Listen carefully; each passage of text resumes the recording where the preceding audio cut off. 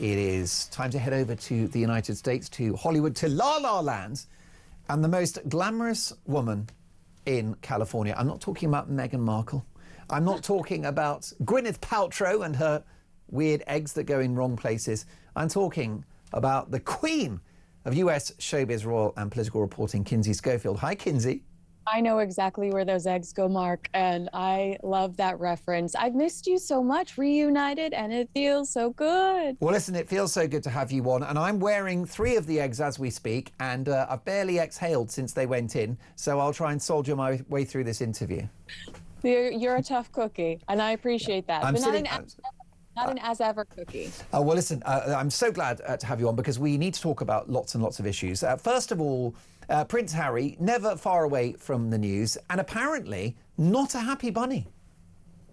Yeah, so this is, well, I thought that this was a very incredible piece by Dr. Tessa Dunlop, who has been Team Sussex in the past, wrote about, she's a royal historian and an expert, and she wrote about Meghan's silence when it comes to the Sentebale charity. And she said, now that Meghan has this new Netflix deal, a looser Netflix deal, that's not as lucrative as the previous one, might she actually find her voice? And not the voice she's using to hawk as ever products, but this voice that she, when she was talking to Oprah Winfrey, this voice she found after leaving the British royal family to speak her truth to power against the British royal family. And Tessa's saying, where is this voice to defend Prince Harry? Prince Harry, who has defended Meghan Markle so fiercely ever since we met Meghan Markle. You know, she says that Prince Harry even used it against the advice of members of his family. And Tessa says Harry cuts a very lonely figure these days, as he is trampled on by Sentebale and some of the people that worked with him throughout that charity. And Meghan just seems to have one focus and one focus only, and that's to sell her products. Well, it's very interesting, isn't it? Because there are 2 camps. You've got Team Wales and Team Sussex. And Team Sussex is a diminishing army, isn't it? Because the US talk show hosts, they were quite fond of Meghan back in the day. Now they consider the couple to be a laughing stock because of their horrible double standards. And now someone like Tessa Dunlop, who would have been sympathetic to Meghan Markle and the Sussexes, has stuck the knife in. And then, of course, newspapers like The Guardian, who instinctively, I think, would be Sussex bound in terms of their support, absolutely vilified the Netflix series With Love, Meghan, describing it as the worst TV they'd ever seen. So they're losing friends, and losing friends fast, but Meghan deafening in her silence. Why is that? Is it because Harry, in her view, is damaged goods? I think that's a great question. Yes, she does not want to be associated with the dirty. She wants all of the attention. Well, have you noticed how strategically in the last few months she has conveniently sold out of all of her products? That's the only positive press she's had. And it really kind of reeks of a group of strategists sitting around a table going, what if we limit the quantity of product so that we can say we sold out? Because that has been the only positive headline she's had over the last, throughout 2025. Her podcast did not succeed, Confessions of a Female Founder, which she did launch at the beginning of 2025, critically slammed with Love Meghan across the board. And then, as ever, she's had to email customers promising them refunds because the product she sold wasn't available. The products she has consistently is not available if you do want to purchase her products. So it's been stumble after stumble. And I think that she has strategically created these positive moments with press going, oh, I sold out, by limiting the product amount. And then I think that when it comes to Sentebale, it reminds us that there are bullying allegations involving her. So she does not want to involve herself, because Dr. Sophie Shandaka specifically says, you know, I was asked by Prince Harry to defend Meghan Markle publicly. I did not want to be another arm of the Sussex PR strategy. I refused to. And that's when he started to dislike me and go after me and plot against me. Is Harry still under Meghan's spell, or has he realised he's made the biggest mistake of his life? Well, that's a great question. So there was an article that came out last week in this outlet called Radar that says that Harry and Meghan are actually clashing over how to respond PR-wise to specifically the Sentebale fallout. And it also says that they really feel like people, likely Sentebale, likely the media, because we've heard it before, are conspiring against them. And because they can't agree with how to respond at home, because this is an argument, according to Radar, that's regularly happening at home, it's created real tension within the marriage. Do they react? Does Meghan come out and say, I want to defend Harry? Does she hide? How should Harry respond? And I think that that's likely very true, because we do see conflicting ways in the way that they react to scandal. Sometimes Harry pounces, sometimes important stories come out and they don't say it. Like, they never reacted to when they were pushed as to who was the royal racist. I think that their actions do conflict with what, their previous past responses. So I think that that's likely the case, that there is friction at home and there are fights at home over how to deal with this negative press. I understand Harry is devastated over it. He used to be the most popular royal. Now he's one of the least popular royals. Yes, and worth remembering that Sentebale is a charity that he founded in memory of his mother, Princess Diana, a charity of which he's lost control. Now, allegations of bullying by the prince in regards to Dr. Sophie Chandauka, the chairwoman, were dismissed by the inquiry, but it was an inquiry that was not a good look for Harry at all, because they implicated him in the dumpster fire that is this story, this complete smoking ruin of a charity now who are losing donations and may well fold anyway. And the issue is that Americans don't like losers, and Meghan doesn't like losers. This is a woman that got rid of her ex-husband, Trevor Engelson, the minute she got a big part in a TV series. Well, and if you believe reports, if you believe somebody like Tom Bower's book Revenge and some of the other stories that have circulated, she got rid of her chef lover in Toronto the second she caught wind that she could be introduced to Prince Harry. She was happily in a relationship with that chef in Canada who had elevated her in the local scene. She was on red carpet after red carpet thanks to his celebrity in the area. But when she was told, oh, I have a prince I'd like to introduce you to, the chef suddenly was given the boot. Yeah, and Trevor previously was useful when she wasn't getting acting parts, because he was a TV producer with some reputation, but then he outgrew his relevance. Could that happen to Prince Harry? Could his stock fall so low that Meghan does what she's done to her father, her half-siblings, her ex-husband, which is to dump him? Well, Vanity Fair, who I respect Vanity Fair like I can't even begin to describe as a publication. They have lawyers on the payroll that sit and they comb through each story, and nothing that's going to even remotely inch towards a lawsuit is going to end up in print.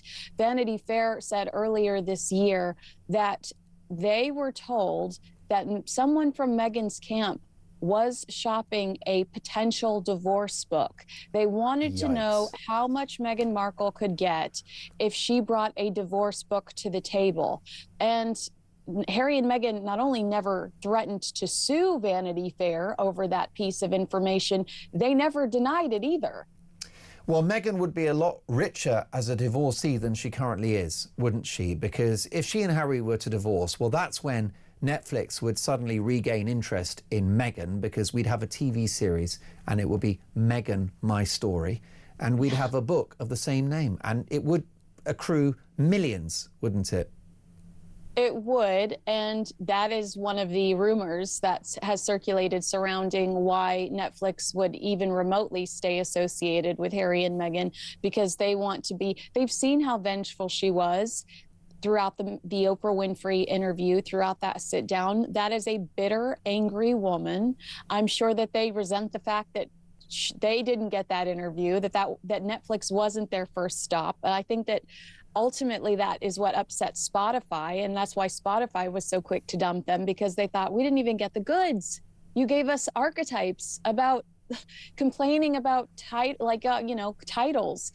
And then But I do think that Netflix might truly stay connected to her in case everything were to go south. And obviously, we don't hope that that is the case. We don't want them to go south, but that's one of the theories online, and it's a theory that I stand behind. The counter argument is that they're deeply in love. They've got 2 kids. They've got media contracts, a beautiful house, and a great life in California, and that they love each other very much. Is there any extent to which that might be true? Is there any extent? Well, Harry tells us it's true because he did sit on a stage in New York and laugh about all of the divorce rumors. But you're old enough to remember this, even though you're a young buck. You remember the whispers that were happening prior to us finding out the truth about Princess Diana and Prince Charles. The Mouse That Roars, I think, is Tina Brown's Vanity Fair piece that actually revealed for the first time some of the chaos that was going on behind the scenes with Charles and Diana. These royals are very good at covering up some of the drama that can happen behind the closed doors. But Charles and Diana is the perfect example. For a while, we thought it was a fairy tale. Should we sell Buckingham Palace is coming in 1 second, but can you tell me about Meghan's recent Instagram post and why it's significant? Are we talking about the one with the worm? Well, apparently she's returned to Instagram, posting and publicly announcing her and Prince Harry's new Netflix deal, but there's one issue she's not spoken about. I would assume that it was Sentebale. Yeah, I mean, that's it. No mention of that. I also want to ask you about Buckingham Palace. Are you not more interested in the bug on Meghan Markle's plate that she posted a picture? Tell me more. Bug on it. Well, we know she's a terrible cook. I wouldn't eat her food, and I wouldn't touch the flower sprinkles, which in my view are toxic, hallucinogenic, and people aren't supposed to eat flowers. Hilarious. Really quickly, I'll just tell you that she, this is a woman that's trying to sell us this Netflix series and her entire brand because she elevates things, she elevates moments, and she loves the details. She specifically says details are important. And there is a bug crawling around the cookies on one of her posts. There's a bug, Yikes. Mark. And so for us, we're going not paying attention to the details. But that's right, something to look forward to. Prince William has found a new forever home. We're seeing Prince William and Catherine planning for the future.